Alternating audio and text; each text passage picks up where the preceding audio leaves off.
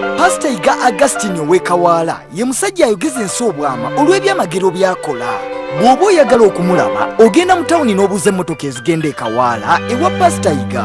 Oyinza n'okugenda paaka empya we yazze n'obuuza ezigenda ewa Pastor Iga. N'olwekyo jangu nga bw'oli ojja kuwonyezebwa mu linnya lya Yesu Omunazaleesi.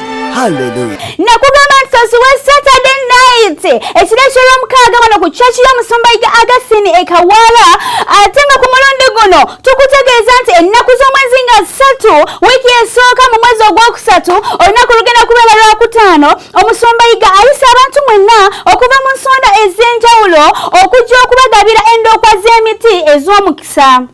Njagala onkolere ekyamagero. I want you to do miracles for me. Nkwegayiridde kitange. I beg you, my Father.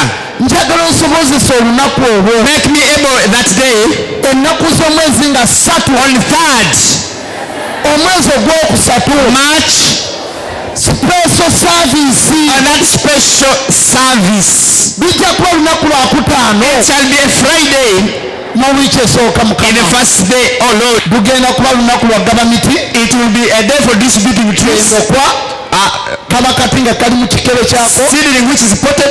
Agamba emiti gino gyagenda okugabira abantu gigenda kuba miti gya mikisa era nga gyaweereddwayo dda mu maaso ga Mukama. Katina mukwano gwange olyeyo ng'olina essomero lyabula abaana olw'emizimu gikuba abaana ku ssomero, olina ettaka lye lyabulwa abaguzi, wandiba nga aliwo omuntu erisiraanya naye jangu okimawo endokwa y'omuti omusumba Iga ogiteeka mu ttaka lye munnange buli kimu kiga kuba nga kikutambulira bulungi. Jangu ono n'endokwa y'omuti ogisimbe mu kompawundi yo ojja kulaba amaanyi ga Mukama. Endokwa kaba kati nga kali mu kikebe kyako. Seedling which is potted.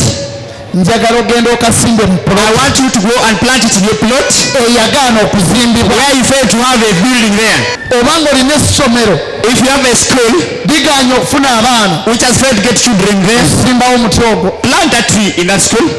Emizimu gibaakubakuba ku All the spirits that will come around the school, ng'oteekawo omuti ogwo. and you put that tree there. Ate okutegeeza nti waliwo emiti egiri mobile gyagenda okugaba, wadde oli mupangisa osobola okuteeka mu nnyumba yo Mukama n'akuwa omukisa, wadde olina dduuka lyo osobola okuteeka mu dduuka lyo, wadde olina ofiisi yo osobola okuteeka mu ofiisi yo Mukama n'akuwa omukisa. Ate teweerabira nti ennaku za counseling lubeera Lwakubiri, Olwokuna n'Olwomukaaga. Jangu osinkane omusajja wa Katonda akusabire oterere.